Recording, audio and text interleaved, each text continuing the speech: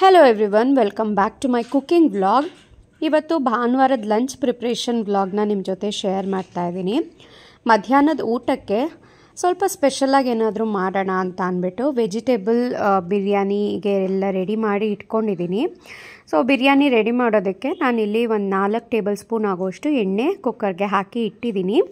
ಎಣ್ಣೆ ಕಾಯೋ ಅಷ್ಟರಲ್ಲಿ ಈ ಕಡೆ ರೈಸ್ನು ಸಹ ಅಳತೆ ಮಾಡಿ ರೆಡಿ ಮಾಡಿ ತೊಳೆದು ಇಟ್ಕೋತಾ ಇದ್ದೀನಿ. 2 ಕಪ್ ರೈಸ್ಗೆ ಮಾಡ್ತಾಯಿದ್ದೀನಿ ನಾನು, ಅಂದರೆ ರಾತ್ರಿಗೂ ಸ್ವಲ್ಪ ಆಗೋ ರೀತಿನಲ್ಲೇ ಮಾಡ್ತಾಯಿದ್ದೀನಿ.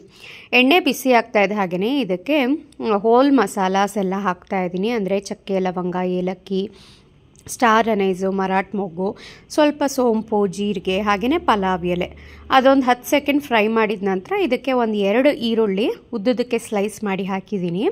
1 ಟೇಬಲ್ ಸ್ಪೂನ್ ಆಗೋಷ್ಟು ಶುಂಠಿ ಬೆಳ್ಳುಳ್ಳಿ ಪೇಸ್ಟನ್ನು ಸಹ ಹಾಕಿ ಈರುಳ್ಳಿ ಸ್ವಲ್ಪ ಸಾಫ್ಟ್ ಆಗೋವರೆಗೆ ಫ್ರೈ ಮಾಡಬೇಕು.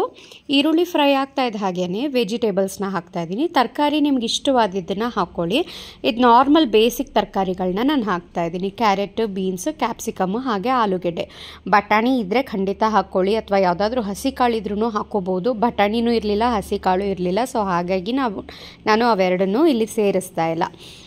ತರಕಾರಿ ಎಲ್ಲ ಸ್ವಲ್ಪ ಫ್ರೈ ಆಗ್ತಾ ಇದೆ. ಹಾಗೆಯೇ ಇದಕ್ಕೆ ಖಾರಕ್ಕೆ ರೆಡ್ ಚಿಲ್ಲಿ ಪೌಡರು, ಸ್ವಲ್ಪ ಅರಿಶಿನ, 1 ಸ್ಪೂನ್ ಧನಿಯಾ ಪುಡಿ, 1 ಸ್ಪೂನ್ ಗರಂ ಮಸಾಲ ಇವಿಷ್ಟನ್ನು ಹಾಕಿ ವೆಜಿಟೇಬಲ್ ಬಿರಿಯಾನಿ ಅಂದ ತಕ್ಷಣ ಇದಕ್ಕೆ ಮೊಸರು ಸೇರಿಸ್ಬೇಕು. ಸುಮಾರು ಒಂದು 1/2 ಕಪ್ ಆಗೋಷ್ಟು ಮೊಸರು.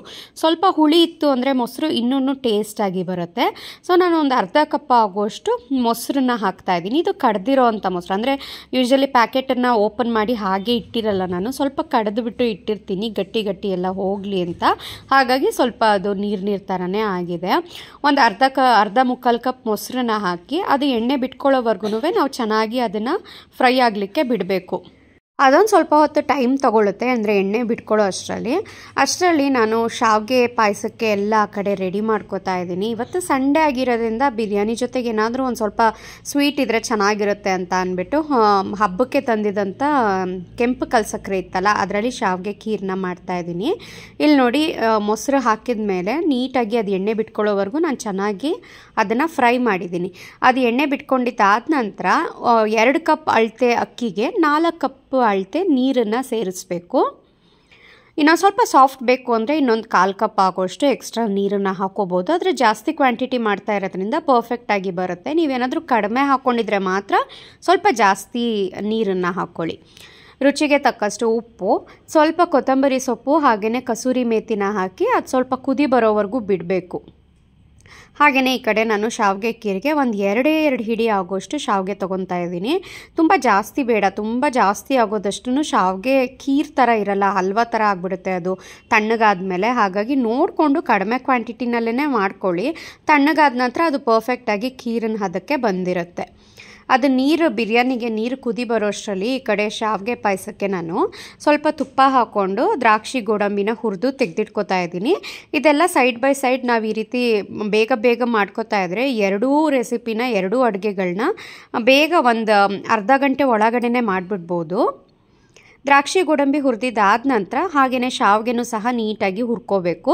ಅದನ್ನು ಲೋ ಫ್ಲೇಮ್ ಮಾಡಿ ನಾನು ಈ ಕಡೆ ಕುದಿ ಬಂದಿತ್ತು ನೀರು ಅಂತ ಅಂದ್ಬಿಟ್ಟು ಇದಕ್ಕೆ ಲಾಸ್ಟಲ್ಲಿ 1 ಟೊಮ್ಯಾಟೊ ಉದ್ದುದಕ್ಕೆ ಸ್ಲೈಸ್ ಮಾಡಿ ಸೇರಿಸಿದ್ದೀನಿ. ಹಾಗೆಯೇ 2 ಕಪ್ ಅಕ್ಕಿ ಏನು ತೊಳೆದಿಟ್ಕೊಂಡಿದ್ನಲ್ಲ ಅದನ್ನು ಸಹ ಸೇರಿಸಿ ಬಿಟ್ಟಿದ್ದೀನಿ. ಮತ್ತೆ ಅದು ಕುದಿ ಬರಬೇಕು. ಕುದಿ ಬರ್ದೇ ನಾವು ಕುಕ್ಕರ್ ಲಿಡ್ನ ಕ್ಲೋಸ್ ಮಾಡಿದ್ರೆ ಅಷ್ಟಾಗಿ ಚೆನ್ನಾಗಿ ಬರೋದಿಲ್ಲ. ಶಾವಿಗೆನೂ ಸಹ ಚೆನ್ನಾಗಿ ಕೆಂಪಾಗೋ ರೀತಿಯಲ್ಲಿ ಹುರಿದಿಟ್ಕೊಂಡಿದ್ದೀನಿ. ಇವಾಗ ಇದಕ್ಕೆ ಶಾವಿಗೆನ ಸಪ್ರೇಟಾಗಿ ತೆಗೆದಿಟ್ಕೊ ಮೊದಲು ಬೇಕಾದ್ರೆ ಹಾಲನ್ನು ಹಾಕಿ ಅದು ಕುದಿ ಬಂದ ನಂತರ ಶಾವಿಗೆ ಹಾಕ್ಬೋದು.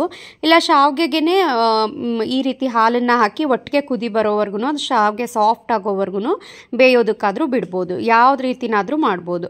ಶಾವಿಗೆ ಅದು ಒಂದು ಕುದಿ ಬರೋ ಅಷ್ಟರಲ್ಲಿ ಆ ಕಡೆ ಬಿರಿಯಾನಿದು ಏನಿಟ್ಟಿದ್ನಲ್ಲ ಅದು ಕುದಿ ಬಂದಿತ್ತು. ಸೊ ಕುಕ್ಕರ್ ಲಿಡ್ನ ಕ್ಲೋಸ್ ಮಾಡಿ ಇಟ್ಟಿದ್ದೀನಿ. ಒಂದೇ ಒಂದು ವಿಸಲ್ ಸಾಕು ಅದು. ಈ ಕಡೆ ಶಾವಿಗೆನೂ ಸಹ ಸ್ವಲ್ಪ ಸಾಫ್ಟಾಗಿ ಬೆಂದಿದ್ದಾದ ನಂತರ ಕೆಂಪು ಕಲ್ಸಕ್ಕರೆ ಒಂದು 100 ಗ್ರಾಮ್ ಆಗೋಷ್ಟು ಹಾಕಿದ್ದೀನಿ ನಾನು. ಅಂದರೆ ವರಮಹಾಲಕ್ಷ್ಮಿ ಹಬ್ಬಕ್ಕೆ ದೇವಿಗೆ ನೈವೇದ್ಯಕ್ಕಿಡಕ್ಕೆ ಅಂತ ಕಲ್ಸಕ್ಕರೆ ನಾವು ಯಾವಾಗಲೂ ತರ್ತಾ ಇರ್ತೀವಿ. ಸೊ ಅದನ್ನು ಈ ರೀತಿ ನಾನು ಉಪಯೋಗಿಸ್ಕೋತೀನಿ. ಕೆಂಪು ಕಲ್ಸಕ್ಕರೆ ಮಾತ್ರ ಸಾಕು, ಎಕ್ಸ್ಟ್ರಾ ಏನು ಸಕ್ಕರೆ ಹಾಕೋ ಅವಶ್ಯಕತೆ ಇಲ್ಲ. ಇದರಲ್ಲೇ ಒಳ್ಳೆ ಕಲರೂ ಬರುತ್ತೆ, ಒಳ್ಳೆ ಟೇಸ್ಟೂ ಸಹ ಬರುತ್ತೆ. ಅದು ಕಲ್ಸಕ್ಕರೆ ಏನು ಹಾಕಿದ್ದೀವಲ್ಲ ಅದು ಜಸ್ಟ್ ಕರ್ಗೋವರೆಗೂ ಮಾತ್ರ ಬಿಸಿ ಮಾಡಿಕೊಂಡು ಇದಕ್ಕೆ ಫೈನಲ್ ಆಗಿ ದ್ರಾಕ್ಷಿ ಗೋಡಂಬಿ ಎಲ್ಲ ಹುರಿದು ರೆಡಿ ಮಾಡಿ ಇಟ್ಕೊಂಡಿದ್ದನ್ನು ಹಾಕಿ ಸ್ವಲ್ಪ ಏಲಕ್ಕಿ ಪುಡಿ ಫ್ರೆಶ್ ಆಗಿ ಕುಟ್ಟಿ ಪುಡಿ ಮಾಡಿದ್ದನ್ನು ಹಾಕಿ ನೀಟಾಗಿ ಮಿಕ್ಸ್ ಮಾಡಿ ಲಿಡ್ನ ಕ್ಲೋಸ್ ಮಾಡಿ ಸ್ಟವ್ನ ಆಫ್ ಮಾಡಿ ಬಿಟ್ಬಿಡಿ. ಅದು ಸರ್ವ್ ಮಾಡೋ ಅಷ್ಟರಲ್ಲಿ ಸ್ವಲ್ಪ ಗಟ್ಟಿಯಾಗಿರುತ್ತೆ. ಹಾಗೆ ಬಿರಿಯಾನಿನೂ ಸಹ ಒಂದು ವಿಸಿಲ್ ಬಂದಿತ್ತು, ಅದನ್ನು ಸಹ ಸ್ಟವ್ ಆಫ್ ಮಾಡಿ ಈ ಕಡೆ ಬಿರಿಯಾನಿಗೆ ಮೊಸರು ಬಜ್ಜಿ ರೆಡಿ ಮಾಡ್ಕೋತಾ ಇದ್ದೀನಿ. ಈರುಳ್ಳಿ, ಟೊಮ್ಯಾಟೊ, ಕೊತ್ತಂಬರಿ ಸೊಪ್ಪು, 1-2 ಹಸಿರು ಮೆಣಸಿನ್ಕಾಯಿ, ಇದಕ್ಕೆ ಗಟ್ಟಿ ಮೊಸರು 1/4 ಲೀಟರ್ ಆಗುವಷ್ಟು ಹಾಕಿದ್ದೀನಿ. ಬೇಕಿದ್ರೆ ಸ್ವಲ್ಪ ಹಾಲನ್ನು ಸಹ ಸೇರಿಸ್ಬೋದು, ಇನ್ನೂ ಟೇಸ್ಟಾಗಿ ಬರುತ್ತೆ. ಅಂದರೆ ಹುಳಿ ಇತ್ತು ಮೊಸರು ಅಂತ ಅನಿಸಿದ್ರೆ ಸ್ವಲ್ಪ ಹಾಲನ್ನು ಹಾಕ್ಕೊಳ್ಳಿ. ಮಧ್ಯಾಹ್ನಕ್ಕೆ ಏನಾದರೂ ಲಂಚ್ಗೆ ಪ್ಯಾಕ್ ಮಾಡ್ತಾ ಇದ್ದೀರಾ, ತುಂಬ ಹುಳಿ ಆಗಿಬಿಡುತ್ತೆ ಮಧ್ಯಾಹ್ನ ಬೆಳಗ್ಗೆ ಮಾಡಿದ್ದು ಅನ್ನೋದು ಇದ್ದರೆ ಒಂದು ಅರ್ಧ ಹಾಲು ಅರ್ಧ ಮೊಸರು ಈ ರೀತಿ ಮಿಕ್ಸ್ ಮಾಡಿ ಹಾಕಿದಾಗ ಮಧ್ಯಾಹ್ನದ ತನಕನೂ ಅದು ಹುಳಿ ಬರ್ದೇ ಮೊಸರು ಬಜ್ಜಿ ನೀಟಾಗಿರುತ್ತೆ. ಅದಕ್ಕೊಂದು ಸ್ವಲ್ಪ ಉಪ್ಪನ್ನ ಹಾಕಿ ನೀಟಾಗಿ ಮಿಕ್ಸ್ ಮಾಡಿಟ್ರೆ ಮೊಸರು ಬಜ್ಜಿ ರೆಡಿ. ಹಾಗೆಯೇ ಈ ಕಡೆ ಒಂದು ವಿಸಿಲ್ ಬಂದು ಬಿರಿಯಾನಿ ಪ್ರೆಷರ್ ಸಹ ಹೋಗಿತ್ತು. ಇವಾಗ ಓಪನ್ ಮಾಡ್ತಾ ಇದ್ದೀನಿ. ನೋಡಿ ಎಷ್ಟು ಚೆನ್ನಾಗಿ ಉದ್ರುದ್ರಾಗಿ ಪರ್ಫೆಕ್ಟಾಗಿ ಬಂದಿದೆ. ಸ್ಪೈಸಸ್ ಎಲ್ಲ ಸ್ವಲ್ಪ ಕಡಿಮೆನೇ ಹಾಕಿದ್ದೀನಿ ನಾನು. ಹಾಗೆಯೇ ಇದಕ್ಕೆ ಯಾವುದೇ ರೀತಿ ರುಬ್ಬೋ ಅವಶ್ಯಕತೆ ಇಲ್ಲ, ಮಸಾಲೆ ಏನೂ ರುಬ್ಬೋದು ಬೇಕಾಗಿಲ್ಲ, ಫಟಾಫಟ್ ಅಂತ ಹಾಗೇ ಮಾಡಿಬಿಡ್ಬೋದು. ಇದು ಚಕ್ಕೆ ಲವಂಗ ಎಲ್ಲ ರುಬ್ಬಿ ಹಾಕಿದ್ರೆ ಕೆಲವೊಮ್ಮೆ ಎದೆ ಉರಿ ಬಂದಂಗೆ ಆಗುತ್ತೆ ತಿಂದಾದ ನಂತರ, ಇಲ್ಲ ಒಂಥರ ಏನೋ ಒಂಥರ ಅನೀಸಿನೆಸ್ ಥರ ಆಗುತ್ತೆ. ಸೊ ಈ ರೀತಿ ಒಗ್ಗರಣೆಗೆ ಹಾಕಿದಾಗ ಅದ್ರ ಫ್ಲೇವರ್ ಮಾತ್ರ ರೈಸ್ನಲ್ಲಿ ಇಟ್ಕೊಂಡಿರುತ್ತೆ ಅಷ್ಟೇ, ತುಂಬ ಜಾಸ್ತಿ ಮಸಾಲೆ ಅಂತಲೂ ಅನಿಸೋದಿಲ್ಲ ನಮಗೆ.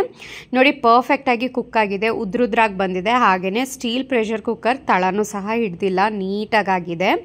ಹಾಗೆಯೇ ಈ ಕಡೆ ಶಾವಿಗೆ ಖೀರೂ ಸಹ ಸ್ವಲ್ಪ ಒಂದು 5 ನಿಮಿಷ ಬಿಟ್ಟಿದೆ ಅಲ್ವಾ, ಪರ್ಫೆಕ್ಟಾಗಿ ಒಳ್ಳೆ ಟೆಕ್ಸ್ಚರ್ಗೆ ಬಂದಿದೆ. ಇವಾಗ ಸರ್ವ್ ಮಾಡ್ತಾ ಇದ್ದೀನಿ.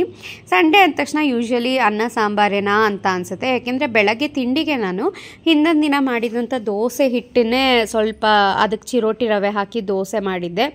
ಮಧ್ಯಾಹ್ನನೂ ಅನ್ನ ಸಾಂಬಾರ ಅಂತ ಅಂತಾರೆ ಅಂತ ಅಂದ್ಬಿಟ್ಟು ಈ ರೀತಿ ಮಾಡ್ತಾಯಿದ್ದೀನಿ. ನೀವು ಏನು ಮಾಡಿದ್ರಿ ಸಂಡೇ ಸ್ಪೆಷಲ್ ನನಗೆ ಕಮೆಂಟ್ ಮಾಡಿ ತಿಳಿಸಿ. ಹಾಗೆಯೇ ಬಿರಿಯಾನಿಗೆ ನೀವು ಯಾವ ರೀತಿ ಮಾಡ್ತೀರಾ ಅನ್ನೋದನ್ನು ನನಗೆ ಕಮೆಂಟ್ ಮಾಡಿ ತಿಳಿಸಿ. ಇದು ಆ್ಯಕ್ಚುಲಿ ರೆಡ್ ಕಲರ್ ಬರುತ್ತೆ, ಖಾರದ ಪುಡಿ ಎಲ್ಲ ಹಾಕಿರ್ತೀವಲ್ವ, ಇದನ್ನೇ ಪುದೀನ ಕೊತ್ತಂಬರಿ ಸೊಪ್ಪು ಅದನ್ನೆಲ್ಲ ರುಬ್ಬಿ ಮಾಡೋ ಅಂಥದ್ದು ಸ್ವಲ್ಪ ಗ್ರೀನಿಶ್ ಕಲರ್ ಆಗಿ ಬರುತ್ತೆ. ಅದು ಬೇರೆ ಥರ ಬಿರಿಯಾನಿ, ಅದನ್ನು ಸಹ ಸೂಪರಾಗಿರುತ್ತೆ ಟೇಸ್ಟು. ಅದನ್ನು ಬೇಕಿದ್ದರೆ ನಾನು ಇನ್ನೊಂದು ಸಲ ನಿಮಗೆ ಮಾಡಿ ತೋರಿಸ್ತೇನೆ. ಸಂಡೇಸ್ ಅಂದ ತಕ್ಷಣ ನಮ್ಮ ಮನೆಯಲ್ಲಿ ಸ್ವಲ್ಪ ಲೇಟೇ ಎಲ್ಲ, ಬೆಳಗ್ಗೆ ತಿಂಡಿನೂ ಸಹ ಲೇಟ್ ಆಗುತ್ತೆ, ಹಾಗೆಯೇ ಮಧ್ಯಾಹ್ನ ಊಟನೂ ಸ್ವಲ್ಪ ಲೇಟ್ ಆಗುತ್ತೆ. ಬೆಳಗ್ಗೆ ತಿಂಡಿ ಅಂತೂ 11 ಗಂಟೆ, ಮಧ್ಯಾಹ್ನ ಊಟ ಅಂತೂ 3-3:30 ಆಗುತ್ತೆ ನಾವು ತಿಂಡಿ ತಿನ್ನೋದು, ಊಟ ಮಾಡೋದು. ಸೊ ಹೇಗನ್ನಿಸ್ತು ಇವತ್ತಿನ ವಿಡಿಯೋ ನನಗೆ ಕಮೆಂಟ್ ಮಾಡಿ ತಿಳಿಸಿ. ಹಾಗೆ ನಾನು ಸಿಗ್ತೀನಿ ಮತ್ತು ಇನ್ನೊಂದು ವಿಡಿಯೋದಲ್ಲಿ ಹೊಸ ರೆಸಿಪಿ ಜೊತೆ ಅಥವಾ ಹೊಸ ಡೈಲಿ ವ್ಲಾಗ್ ಜೊತೆ. ಅಲ್ಲಿವರೆಗೆ ಟೇಕ್ ಕೇರ್.